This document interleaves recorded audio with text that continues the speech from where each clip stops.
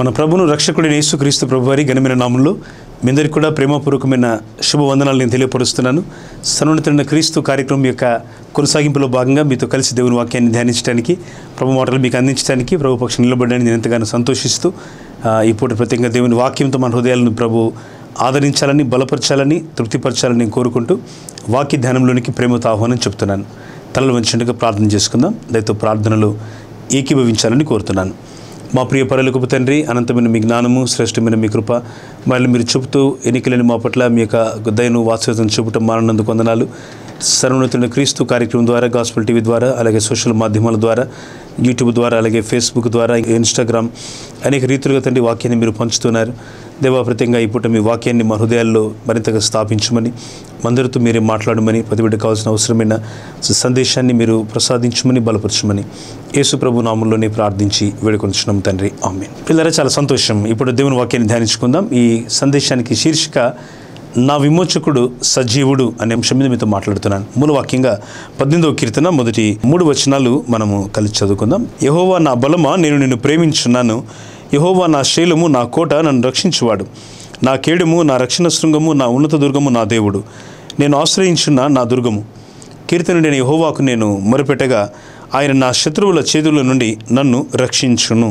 ఆమేన్. పిల్లల, ఈ పాట రాసే నాటికి దావీదు అనుభవాలు చాలా విస్తృతంగా ఉన్నాయి. ఇక్కడ ఈ లేఖనానికి పైన చిన్న అక్షరాల్లో ఒక అద్భుతమైనటువంటి ఒక వివరణ మనం చూస్తున్నాం.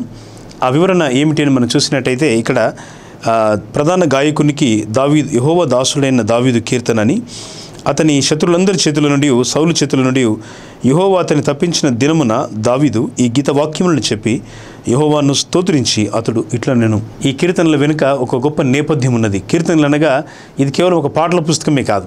బైబిల్ మధ్యలో ఒక అందమైనటువంటి, అద్భుతమైనటువంటి స్వర గీతాలాపనతో ప్రభు తన దాసులైన దావీదుకి ఇచ్చినటువంటి మనోహరమైనటువంటి పదాలతో చక్కని పాటల సంపుటి ఉన్నది. దాన్ని కీర్తనల గ్రంథముగా చెప్తాం. కీర్తన గ్రంథం యొక్క నేపథ్యము చాలా గొప్పది, ఘనమైంది అనేది మనం తెలుసుకుంటాం. ఎందుకంటే దావీదు అనుభవంలో నుంచి వచ్చిన పాటలు. సేవలు అనేక అనుభవాలు మాకు ఉంటాయి. దేవుని సేవలు అనేక రకాలుగా మేము పనిచేస్తుంటాం. మీ వృత్తి వ్యాపారాలు మీకు అనేక అనుభవాలు మీకు ఉంటాయి. అనేకమైనటువంటి ప్రయాణాల ద్వారా అనుభవాలు వస్తాయి. అనేకమైనటువంటి పరిస్థితుల వల్ల మాకు అనేకమైన అనుభవాలు మనకు కలుగుతూ ఉంటాయి. దావీదు జీవితం అనుభవాలన్నీ కూడా చాలా శ్రమ కలిగిన పరిస్థితులు నడుస్తూ వచ్చినాయి. ఎన్నెన్నో శ్రమలు దావీదును వెంబడిస్తూ వచ్చినాయి. ఆ శ్రమలకు ముగింపు లేదా అన్నట్టుగా ఉంది పరిస్థితి. ఎందుకంటే దావీదు జీవితంలో మరి చిన్నప్పుడు తాను తన తండ్రి మందలను కాస్తుండగా ఎలుగుబంటి నుండి, సింహబలం నుండి తప్పించిన దేవుడు, ఈవెన్ ఆరంభ దశలో చిన్నవాడుగా ఉన్నప్పుడు మరి ఆ యొక్క సౌలు రాజ పరిపాలన జరుగుతున్న రోజుల్లో గొల్లియాత్ అనేటువంటి వ్యక్తి చేతిలో అతడు హతమవ్వకుండా ప్రభు చేత కాపాడబడ్డాడు. ఇవన్నీ అనుభవాలు దావీదు జీవితంలో ఒక భాగంగా ఉన్నాయి. కాలం గడిచే కొలది, సంవత్సరాలు గడిచే కొలది దావీదు ప్రభుత్వ అనుబంధాన్ని కాపాడుకుంటూ వస్తున్నాడు.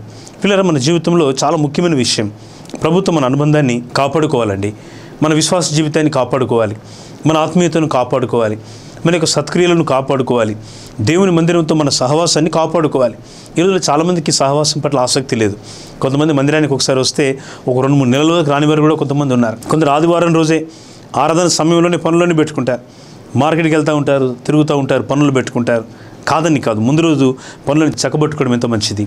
ఎర్లీ మార్నింగ్ పొద్దున పుట్టినే ఆరాధనలు ఉంటే ఆరాధన కంటే ముందుగా దేవుని పరిచర్య బృందంలో పనిచేయడం ఎంత సంతోషం. ప్రియులారా, మాకున్న ప్రార్థన మందిరాల్లో తెల్లవారుజామునే దేవుని బిడ్డలు ఉదయకాలం వస్తారు.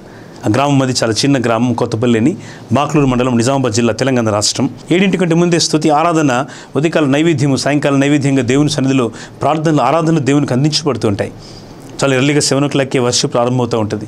ఓవైపు వర్షం కురుస్తున్నా, ఓవైపు చలి ఉన్నా, ఒక్కోసారి ఎండాకాలంలో ఎండ తీవ్రతలు అంత మార్నింగ్ ఉండకపోయినా కొంత ప్రతికూల వాతావరణం ఉన్నప్పటికీ కూడా దేవుని బిడ్డలు ఆ సమయానికి ప్రభు మాకు ఇచ్చినటువంటి నడిపింపుకు వారు సహకరించడం, లోబడడం, దేవుని మాటకు వారు విధేయత చూపడం మాకెంతో దేవుని స్తుతించడానికి కారణమవుతూ ఉంది. పిల్లలు, చాలా ఎర్లీ మార్నింగ్ దేవుని సన్నిధిలో కనబడడం ఎంత మంచిది. దావీదు అంటాడు, ఉదయకాలం దేవా వేకువనే నీ సన్నిధిని నా ప్రార్థన సిద్ధము చేసి కాచి ఉందును అంటాడు. Is preparing with his prayer to meet the lord again early in the morning. చాలా ఉదయకాలం పూట దేవుని సన్నిధిలో తన ప్రార్థనను సిద్ధము చేసి దావీదు కాచి ఉన్నాడు. ప్రభువా, నా ప్రార్థన అంగీకరించండి. ప్రభువా, నా ప్రార్థన మీరు దయచేసి చేర్చుకోండి. నా ప్రార్థన మీరు ఆలకించండి అంటున్నాడు. ఎంత సంతోషం ప్రియులారా. దేవుడు మన ప్రార్థన అంగీకరించాలని కోరుతున్నాడు. ఆయన మన ప్రార్థనను అంగీకరించి మన ప్రార్థనను ఆమోదించాలని కోరుతున్నాడు. ప్రార్థన సిద్ధం చేయగలిగితే ఎంత బాగుండు. సిద్ధపరచబడిన ప్రార్థన, సిద్ధపరచబడిన ధ్యానము, సిద్ధపరచబడినటువంటి దేవుని తలంపులు మనకి కాదు మన కుటుంబానికి కూడా ఎంతో మేలు చేస్తాయి. మీరు ఆరాధనకు సిద్ధపడి రండి. ఉదయకాలం మీ వర్షిప్, మీ ఆరాధన దేవునికి అందించండి. మీ ఇంట్లో, మీ గృహంలో, మీ పని స్థలంలో మీరు ఎక్కడ ఉంటే అక్కడ దేవుని స్తుతించడం మొదలుపెట్టండి. దావీదు జీవితంలోని ఒక గొప్ప శ్రేష్టమైనటువంటి అనుభవాన్ని మనం కూడా నేర్చుకుందామని జ్ఞాపకం చేస్తున్నాను. దావీదు అంటున్నాడు, తను ఆ రోజు ఆ ఎలుగుబంటి బలం నుండి సింహ బలం నుండి తప్పించిన దేవుడు. తనను దేవుడు తప్పించినప్పుడు అందరితో డంక బజాయించి చాలా పెద్దగా మైక్ పెట్టేసి అందరికి చెప్పలేదు, నేను సింహాన్ని జయించాను, ఎలుగుబంటి జయించాను అనలేదు. కడుపు తనతో ఉన్న వారికి కూడా చెప్పినట్టుగా లేదు వాక్యంలో. ఒకరోజు సమయం వచ్చింది, గొలియాతు నిలబడే సమయం వచ్చినప్పుడు అప్పుడు చెప్తున్నాడు, నా దేవుడు నన్ను తప్పించినాడు. ఇలా చాలా పరిస్థితులు మన జీవితంలో అనేకమైనటువంటి దాటలేని తీరాలు దాటవలసిన పరిస్థితులు వస్తున్నప్పుడు ప్రభువుని రక్షించిన ప్రతి ఆ గొప్ప విధమును, ఆ గొప్ప కృపను నువ్వు తలపోస్తూ దేవుని స్తుతించాలి. ప్రభువు నీ పట్ల చేసిన ప్రతి మంచిని జ్ఞాపకం చేసుకోవాలి. అందుకే 103 కీర్తన రాస్తూ దావీదు అంటాడు కదా, రమ్యమైనటువంటి చిత్రీకరణ, గొప్ప పాఠము, గొప్ప ఆరాధన. ఆ ప్రాణం యెహోవాను సన్నుతించుము, నా అంతరంగంలో ఉన్న సమస్తమా ఆయన పరిశుద్ధ నామమును సన్నుతించుము. ఆయన చేసిన ఉపకారములు దేనిని మరొకము అంటాడు. మర్చిపోవడానికి వీల్లేదంటాడు. తన ప్రాణంతో చెప్పుకుంటాడు, నా ప్రాణమా నువ్వు మర్చిపోవచ్చేమో. ధన సంపదలు, ఆస్తులు, లోకంలో అనేకమైనటువంటి గౌరవ ప్రపత్తులు, లోకంలో ఇంకేదో తారసపడినప్పుడు, వాటిని పొందినప్పుడు, వాటిని అనుభవించినప్పుడు, లోకంలోని అధికారం, గర్వము, మనుషులు గర్వాంధులు అవుతున్నారు. రోజుల్లో మామూలుగా లేదు మనుషులు గర్వం కదా. ప్రభు అంటే నాశనానికి ముందు గర్వము నడుచును అంటాడు. దేవుని బిడ్డలుగా మనకు ఆ గర్వాన్ని దాటే శక్తి దేవుడు మనకి ఇచ్చి ఉన్నాడు. మనం గర్వాంధులు ఉండదని దేవుడు కోరుతున్నాడు. అపవాది పరలోకంలో దేవుని దగ్గర ఉన్నప్పుడు, అందుకే ఒక భక్తుడు చమత్కారంగా అంటాడు, పరలోకంలో ఉన్నటువంటి ఒకే ఒక బలహీనత అంటే సాతాను పట్టుకున్నాడు. అదేంటంటే వాడికి ఉన్న దుర్బుద్ధిని బట్టి దేవుని సింహాసనం తన సింహాసనాన్ని సమానం చేసుకోవాలని వాడు గర్వపడ్డాడు. ఆ గర్వం వాడిని తోసేసింది. దేవుని కృప నుంచి వాడు తొలగిపోయినాడు, పడిపోయినాడు. ఒక తేజవంతమైన చుక్కగా, ఒక నక్షత్రంగా, ఒక ఆరాధన నడిపించే నాయకుడు ఉన్నటువంటి లూసిఫర్ అనేవాడు పడిపోయినాడు. కారణం ఏంటి? గర్వం మనిషి పడగొడుతుందండి. నువ్వు ఏ స్థితిని బట్టి గర్వపడద్దు. జ్ఞానాన్ని బట్టి, శిరుడు తన శరీరం బట్టి అతిశయపడకూడదు. కానీ భూమి మీద నీతి న్యాయములు జరిగించు కృప చూపుచున్న దేవుడిని యెహోవాను నేనే అని నన్ను గ్రహించి పరిశీలనగా తెలుసుకుంటే ఎందు ఆనందించాలి. అటు వాటిలో దేవుడు ఆనందించేవాడు. గర్వపడడానికి ఒక కారణం ఉంది. ఒకటే కారణం, ప్రభువును మనం కలిగినందుకు గర్వపడాలి. Be proud that we are having a great God. గొప్ప దేవుని మనం కలిగి ఉన్నందుకు గర్వపడాలి. గొప్ప దేవుడు మనకున్నాడు. ఆయన నీకున్నాడు, నాకున్నాడు, మనందరికీ ఉన్నాడు. పౌలు చెప్తూ రమ్యంగా ఈ మాట చెప్తాడు.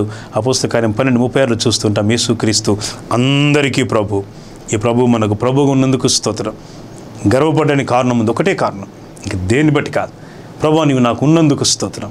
అదే కాలం లేవగానే మనసు నుండి చెప్పుకోండి, ప్రభువా ఇదేనా నీవు నాతో ఉన్నందుకు స్తోత్రం. నీవు నన్ను నడిపించు దేవుడవు ఉన్నందుకు స్తోత్రం. నన్ను విడువని ఎడబాయిని ప్రభువుగా నీ ఉన్నందుకు నీకు స్తోత్రం.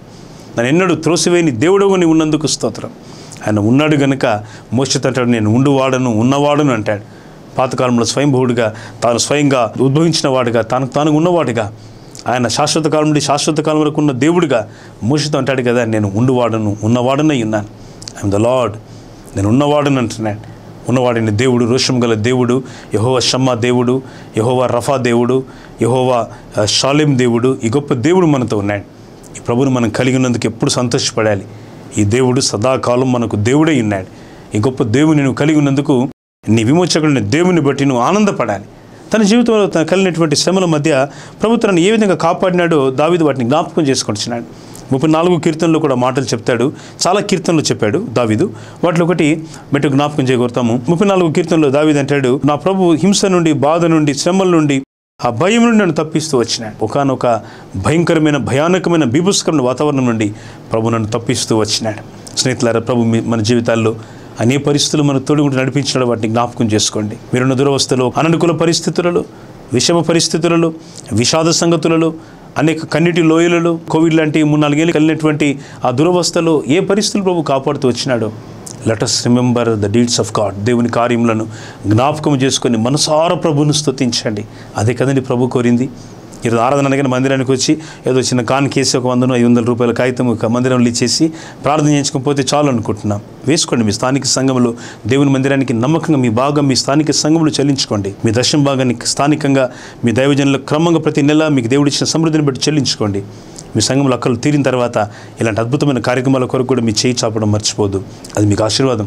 అనేక మంది మా సంఘంలో పరిశుద్ధులు ఈ కార్యక్రమాలు ప్రసారం అవ్వడానికి అనేక రకాలుగా ప్రయాసపడుతున్నారు. అందువల్ల మేము రాగలుగుతున్నాం, లేకపోతే అంత ఈజీ కాదు. ఇది మాలాంటి గ్రామీణ పరిచర్యలు ఈ విధంగా దాదాపు ఇది 3వ ఏట మేము ప్రవేశించినాం. 3rd year we are serving through this media ministry, television ministry ద్వారా మేము కలుసుకోవడం అనేది మాలాంటి గ్రామీణ సేవకులకి చాలా సాధ్యమైన పని. కానీ కొన్ని వేల రూపాయలు, లక్షల రూపాయలు దేవుని పనిలో వెదజల్లుచు దేవుని పనిలో ఈ సంతోషాన్ని మా సంఘాలు, మా ప్రజలు ఆనందిస్తున్నారు.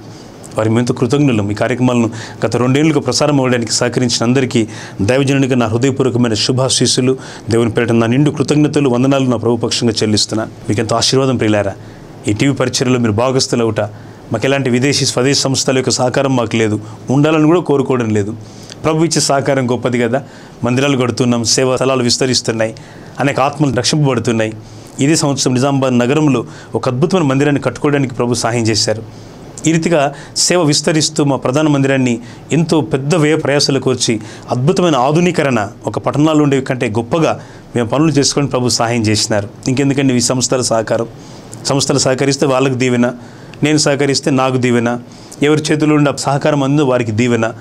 మా ప్రజలు కన్నీళ్లతో ప్రార్థిస్తూ ప్రతి పూట మాకు వారం మధ్యలో 2 ప్రత్యేకమైన ప్రార్థన దినాలుంటాయి. ఆదివారం ఆరాధనలన్నీ కాకుండా శుక్రవారం మా ప్రధాన ఆలయంలో, శనివారం మా బ్రాంచ్ మందిరంలో సాయంకాలం ప్రత్యేకమైన ప్రార్థన కూడికల్లో కన్నీళ్లతో ప్రజలు ప్రార్థిస్తున్నారు. ఆ సమయంలో మీరు పంపే ప్రార్థన విన్నపాలు కూడా, మీరు వాట్సాప్ ద్వారా అలాగే ఇంకా మెసేజ్ ద్వారా మీరు పంపేటువంటి ప్రార్థన అక్కరలు, ఆ సమయంలో దేవుని పనిని ప్రేమించి మీరు అందించే కానుకల కొరకు కూడా ప్రత్యేకంగా మా ప్రజలు ప్రార్థనలు చేస్తూ ఉన్నారు. ఏది ఆశించి కాదు కానీ దేవుని ప్రేమతో.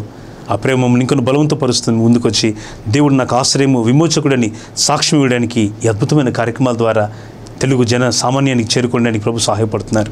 ఈ కార్యక్రమాలు కొనసాగుటకు మీ వంతుగా ప్రార్థన చేయండి. మీ సంఘంలో నమ్మకంగా సాక్షులుగా మీరు ఉండండి. అపోస్తలుడైనటువంటి పౌలు కూడా ఈ అద్భుతమైన అనుభవాన్ని గురించి తాను సాక్ష్యం ఇస్తూ ఉంటాడు.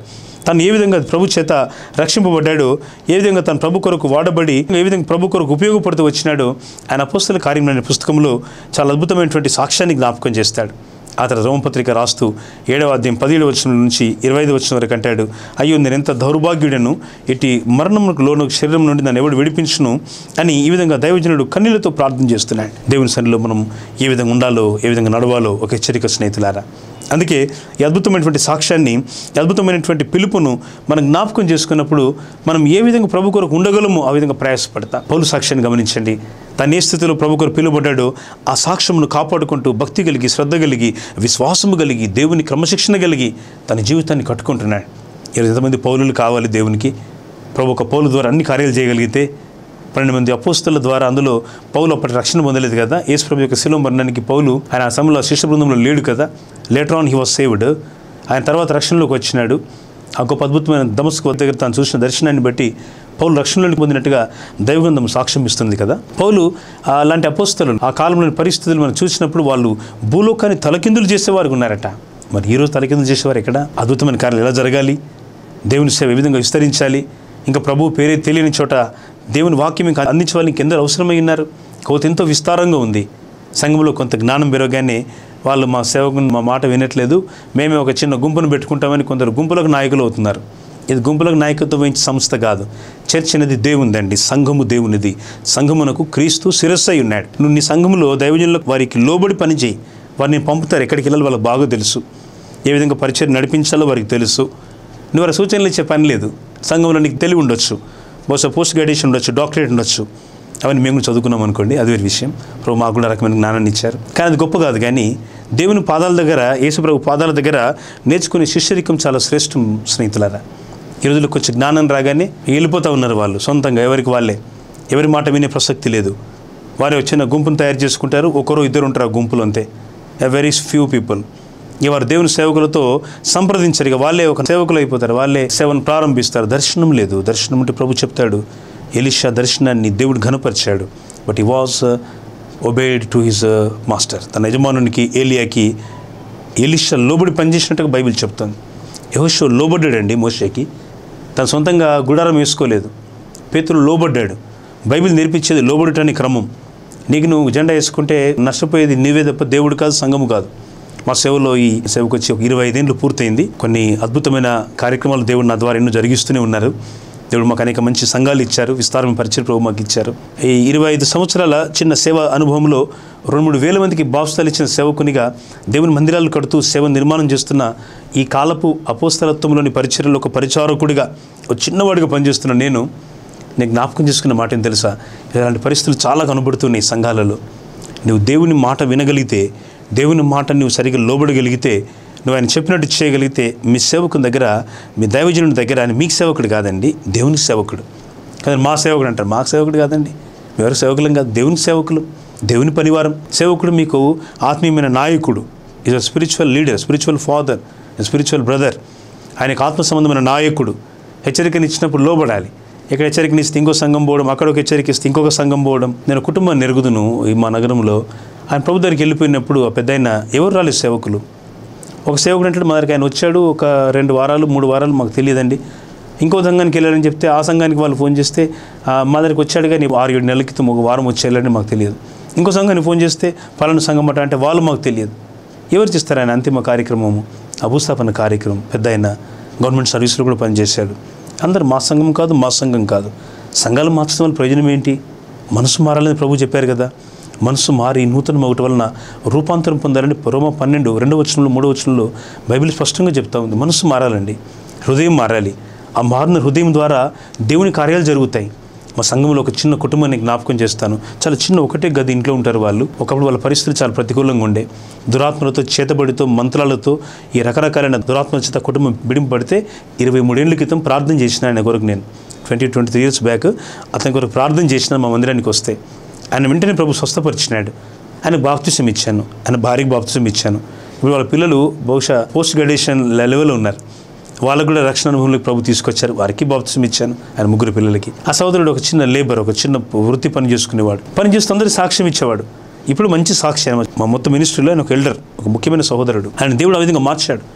ఆయన మంచి పాట పాడగలడు, మంచి పరిచర్య చేయగలడు, మా బృందంలో నాయకత్వం వహించగలడు. వంట చేయాల్సి వస్తే ఒక 500-600 మందికి వంట చేసే ఆ నాయకత్వ స్కిల్స్ కూడా ఉన్నాయి. ఆయన పెద్ద చదువు లేదు కానీ ఈ ఆడియో విజువల్ సిస్టమ్ అంతా కూడా చక్కగా మెయింటైన్ చేయగలుగుతాడు ఆయన. You can manage those things. Is not studied big education, పెద్ద చదువు ఆయనకు లేదు కానీ ఆయనకు అన్ని రకాల జ్ఞానాన్ని దేవుడు ఇచ్చినాడు. ఆ మనిషి సాక్ష్యం ద్వారా కనీసం 7 కుటుంబాల రక్షణలోనికి వచ్చినాయి. ఎంత గొప్ప అనుభవం అండి. ప్రభుని గురించి తెలుసుకున్న మనం ఏం చేయగలుగుతున్నాం? నా విమోచకుడు సజీవుడని సాక్ష్యం ఇస్తున్నాం. మన ప్రభు కొరకు ఏ విధంగా మనం పనిచేయగలుగుతున్నాం, ప్రయాసపడగలుగుతున్నాం. ఇది అంత్యకాలం ప్రియులారా, స్నేహితులారా. ఈ కాలం ముగించబడబోతోంది. ప్రపంచ యుద్ధం యొక్క దరిదాపులు మనం ఉన్నామని ప్రస్తుత కథనాలు మనకు కనబడుతున్నాయి. దేశంలో, ప్రపంచంలో చాలా విపత్తు గల పరిస్థితుల మధ్య ప్రపంచ జీవనం సాగుతున్నది. ఎక్కడ నెమ్మది లేదు, ఎక్కడ శాంతి లేదు, యుద్ధ వాతావరణం. ఇవన్నీ ఏం చెప్తున్నాయి? ప్రభు రాకడకు ముందు సూచనలు, యుద్ధముల గురించి, యుద్ధ సమాచారాల గురించి మీరు వింటారని ప్రభు అన్నాడు. అవి వింటూనే ఉన్నాం. కాలం సమీపించింది, ప్రభు రాబోతున్నాడు. నువ్వు సిద్ధంగా ఉన్నావా? నీ విమోచకుడు సజీవుడని సాక్ష్యం ఇవ్వగలుగుతున్నావా? దావీదు అంటున్నాడు, నా కేడము, నా బలము, యెహోవా నా బలమా, నేను నిన్ను ప్రేమించుచున్నాను అంటున్నాడు. ప్రభుని అంటున్నాడు, ప్రభువా నీవే నా బలము. నా బలం ఎవరో కాదు, నా బలగం ఎవరో కాదు, నీవే నా బలము అంటున్నాడు. ఎంత గొప్ప అద్భుతమైన సాక్ష్యం ప్రియులారా, ఎంత గొప్ప ఆరాధన ఇది. వాటి మీనింగ్ఫుల్, మ్యాగ్నిఫిషియంట్, వండర్ఫుల్ వర్షిప్. ఎంత అద్భుతమైన ఆరాధన ఇది. ప్రభువా నీవే నా బలము, యెహోవా నా బలమా. మరి శివుని గీతాల పాటల పుస్తకంలో 5వ నెంబర్ పాటలో ఉంటుంది ఈ పాట. యెహోవా నా బలమా, నేను నిన్ను ప్రేమించుచున్నాను. యథార్థమైనది నీ మార్గం, పరిపూర్ణమైనది నీ మార్గం. తెలుగు భాషలో దాదాపుగా అన్ని సంఘాలలో, మెయిన్లైన్ సంఘాలన్నింటిలో కూడా ఈ పాట వస్తుంది.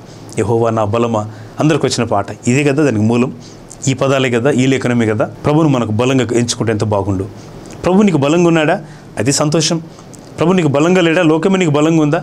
కొందరికి ఇంటి నిండా బంధువులు, ఒంటి నిండా బంగారము, జేబులో డబ్బులు, బ్యాంకులో డబ్బులు, ఆస్తిపాస్తులు ఉంటే వారికి అది పెద్ద బలగం. వారు తమ బలగాన్ని గొప్పగా చెప్తూ ఉంటారు. కొంతమంది అంటూ ఉంటారనమాట, మాకు పెద్ద బలగం ఉంది, చాలా పెద్ద బంధువర్గం ఉంది. మంచిదండి, సంతోషం. మీకు బంధువులు ఉండడం మంచిది, మీకు చాలా రిలేటివ్స్ ఉండడం చాలా మంచిది, బహుళమైనటువంటి దేవుడు మీకు ఇచ్చిన వసతులు కలిగినటువంటి భవనాలు మీకు ఉండడం చాలా మంచిది. అయితే నీకు ప్రభు బలంగా ఉన్నాడా? నువ్వు పరలోకానికి వెళ్ళినప్పుడు ఇవి మనతో రావు, కానీ ప్రభును బలంగా ఎంచుకున్న మన క్రియలు పరలోకానికి వస్తాయి. ప్రభుకు అనేక క్రియలు చేయడానికి సిద్ధపడాలి. విమర్శన ధోరణి మానుకోవాలి. వాక్యం హెచ్చరిస్తున్నప్పుడు ఈ మధ్య ఈ సోషల్ మీడియాలో చాలా ఎక్కువైపోతున్నాయి ఇలాంటి పరిస్థితులు. అనవసరమైన విషయాలన్నీ తెచ్చి అనవసరమైనన్ని దాంట్లో సంఘంలో పెడతా ఉంటారు. కొంతమంది చర్చ్ గ్రూపులలో, వాట్సాప్లలో, ఫేస్బుక్లలో పెడతా ఉంటారు అనవసరమైనవి. ఎందుకండి? వాక్యాన్ని ఉపదేశించే ప్రజలుగా ప్రతి చోట దేవుని వాక్యం విస్తారంగా అందుతుండడానికి ఈ సోషల్ మీడియాను బాగా వాడండి. దేవుని వాక్యంతో నింపండి. మేము రావడానికి అదే కారణం. దేవుని వాక్యం ఏ విధము చేతనైనా క్రీస్తు సువార్త ప్రకటింపబడాలనే గొప్ప సదుద్దేశంతో మా సంఘాలు ఈ కార్యక్రమాన్ని ప్రసారం చేస్తున్నాయి. ఆ సమయం ఇలాంటి ప్రేక్షకులు కూడా ఇలాంటి కార్యక్రమాలను సపోర్ట్ చేస్తున్నారు. దానివల్ల మీకు ఆశీర్వాదం, మీకు దీవెన, మా ప్రజలు కన్నీళ్లతో ప్రార్థన చేస్తూ ఈ కార్యక్రమాలు ప్రతి వారం ఈ కార్యక్రమాలు 3 ఏళ్లుగా ఈ 3rd ఇయర్ ఈ టీవీ పరిచర్యలోకి వచ్చి ప్రభు అద్భుతంగా కార్యాలను చేస్తున్నారు. ప్రభు మీకు బలంగా ఉన్నాడా అని, మీకు బలంగా ఉంటే ఎంత సంతోషం. దావీదు అంటాడు, యెహోవా నా బలమా, నేను నిన్ను ప్రేమించుచున్నాను, యెహోవా నా శైలము, నా కోట, నన్ను రక్షించువాడు అంటున్నాడు. నన్ను రక్షించేది ఎవరో తెలుసా? నా ప్రభువే. నా బలం నన్ను రక్షించదు. మందులు కొంటాం కానీ ఆరోగ్యాన్ని కొనలేమే, మంచి పరుపు కొనగలం కానీ నిద్ర కొనలేమే, మంచి వస్తువులు ఇల్లు కట్టుకోగలం కానీ ఆయుష్ కొనలేమే. మనం కొనలేనివి చాలా ఉన్నాయి ఈ ప్రపంచంలో. ప్రభువును నువ్వు బలంగా ఎంచుకుంటే అన్ని కోటగా ఉంటాడు. ఆయన నీకు శైలముగా ఉంటాడు. ఆయన నిన్ను రక్షించేవాడుగా ఉంటాడు. ఆయన రక్షించడం ఎంత సంతోషం. ప్రభువా నన్ను రక్షించమనే ప్రార్థన ఎంత గొప్ప ప్రార్థన. ఒకనాడు మునిగిపోతున్నాడు పేతురు అనే వ్యక్తి. ఆ నీళ్ళలో బడి మునిగిపోబోతున్నాడు. ఆ గల్లే సముద్రంలో గెన్నెసరి సరస్సు. ప్రభు మా కృపను బట్టి నేను కొంతకాలం క్రితం, సంవత్సరం క్రితం సుమారుగా ఇశ్రాయేల్ దేశం వెళ్ళిన ప్రభు సహాయం చేశారు. అక్కడ ఆ పడవ మీద ప్రయాణం చేసేటప్పుడు ఆ లోతు, దాని వెడల్పు చెప్పారు అక్కడ ఉన్నటువంటి గైడ్. 8 కిలోమీటర్ల వెడల్పు కలిగినటువంటి విశాలమైనటువంటి సముద్రపు పాయ అది గెన్నెసరెత్తు. దాన్ని ప్రయాణం చేస్తుంటే ఎంత గొప్ప అనుభూతి. అప్పుడు జ్ఞాపకం వచ్చింది, ప్రభు ఈ ధర నుంచి ఆ ధరికి వారు వెళ్తామన్నప్పుడు వెళ్ళమని ప్రభు చెప్తే వాళ్ళు ఆ పడవలో వెళ్తూ ఉంటే ఆ సంభవం మనకు చాలామంది తెలిసి ఉండొచ్చు కదా. ప్రభు రాత్రి నడుస్తూ వస్తూ ఉంటే పేతురు అంటున్నాడు, ప్రభు నీవే అయితే నీళ్ళ మీద నడిచి వచ్చాడు, నాకు సెలవు ప్రభు అన్నాడు. రా పేతురు, అలాగే రా అన్నాడు. ప్రభు నడుస్తున్నాడు, గాలిని చూచాడు. గాలిలో ఏముంది? గాలిని చూడగలం మనం, గాలి శబ్దం చూడగలం, గాలి ఉనికిని మనం ఎక్స్పీరియన్స్ అవ్వగలం, కానీ గాలిని చూడలేమే. ఏవో చూస్తున్నాడు, కొందరు ఏవో గాలిలో సంగతులు చూస్తూ ఉన్నారు. వాక్యం వినట్లేదు, శ్రద్ధ కలిగి మందిరానికి వచ్చిన వాక్యం వినరు. టీవీ ప్రోగ్రాం వింటున్నా కొంచెం సావధానంగా శ్రద్ధగా కొద్దిసేపు దృష్టి పెట్టు, కొద్దిసేపు ఈ ఆడియో వాక్యాన్ని సరిగా స్పష్టంగా వినడానికి కొంత సమయం కేటాయించడం లేదు అని చెప్తున్నాను. దయచేసి కేటాయించుకోండి, చాలా మంచిది. వాక్యం వింటే శ్రద్ధగా వినండి. కొద్దిసేపు అయినా నీళ్ళలో ఉండి మునిగిపోబోతున్నాడు. గాలిని చూస్తున్నాడు. గాలిలో ఏం చూస్తుంటాడు? దురాత్మలు కనబడుతుంటాయి. రాత్రి కదా, ఆ చీకటి ఏ భయము కానీ కనబడి ఉంటుంది. ఈయన అపోస్తలుడు మర్చిపోయినాడు. ఈయన ప్రార్థన చేస్తే ఈయన చేతి రుమాలు తగిలితే ఎలాంటి రోగమైనా, వ్యాధి అయినా, ఎలాంటి ఇబ్బందికరమైన పరిస్థితులైనా, ఆ తర్వాత కాలంలో పేతురు గురించి రాయబడింది కదా, జేబు రుమాలు తగలగానే అవన్నీ పారిపోయినట్టుగా అపోస్తల కార్యం సాక్ష్యం ఇస్తుంది కదా. మత్తయి సువార్త 10:1 ప్రకారంగా ప్రభు తన అధికారాన్ని శిష్యులైనటువంటి వారికి ఇచ్చినట్టుగా వాక్యం చెబుతూ ఉంది. వారు స్వస్థ కార్యాన్ని, మేలుకరమైన కార్యాన్ని చేయాలని దేవుడు ఆశపడుతుంటే ఇప్పుడు ఆ గాలిని చూసి భయపడి మునిగిపోబోతున్నాడు ఈ పేతురు. అప్పుడు ప్రభు పేతురు వైపు చూసి చెయ్యి చాపి పట్టుకుని లేపి అంటున్నాడు, అల్ప విశ్వాసి, ఎందుకు సందేహపడుతున్నావు? ఈరోజు నువ్వు ఈ సందేహానికి కారణాలు ఏమో ఉండొచ్చు. నువ్వు సందేహపడాల్సిన అవసరం లేదు. నేను రక్షించటకు ప్రభు సిద్ధంగా ఉన్నాడు. నీ చెయ్యి చాపుటకు ఆయనకు అందవలసిన దూరంలోనే మనం ఉన్నాం. ప్రభు చెయ్యి చాపినప్పుడట మనం చేరవలసిన, మనం అందవలసిన దూరం వరకే మనం ఉన్నామట, దూరంలో లేమట. చాలా దూరంలో అనుకుంటాం మనం కొన్నిసార్లు. కాదండి, దగ్గరునే ఉన్నాం. ఆయన చెయ్యి చాపి మనం తాకగలిగిన దూరంలోనే మనం ఉన్నాం. చాలా దూరంలో లేము అనుకుంటాం మనం. నేను చాలా దూరంలో ఉన్నాను, నేను అవైలబుల్గా రాను, నన్ను ఎవరు రక్షించేవారు లేరు అని చాలా నిరాశలో కొంతమంది ఉంటారు. ఆత్మహత్య చేసుకునే వారి పరిస్థితులు కొన్నిసార్లు వాళ్ళు కొంతకాలంగా నిరాశలో ఉంటారు, స్తబ్దంగా ఉంటారు. దయచేసి వారిని మీరు కనికరించండి, వారి కోసం మీరు మాట్లాడండి, ప్రార్థించండి, వారితో సమయం గడపండి. మీ ఇంట్లో ఒంటరిగా ఎవరిని వదిలేయకండి. సంఘంలోని స్త్రీలతో, పురుషులతో చాలా జాగ్రత్తగా పవిత్రమైన సంబంధంతో ఒక సహోదరుడు మరొక సహోదరుడితో, ఒక సహోదరి మరొక సహోదరితో ప్రార్థనాపూర్వకంగా చెప్పండి, అమ్మ నీకు ధైర్యంగా ఉండు, అక్క నువ్వు ధైర్యంగా ఉండు.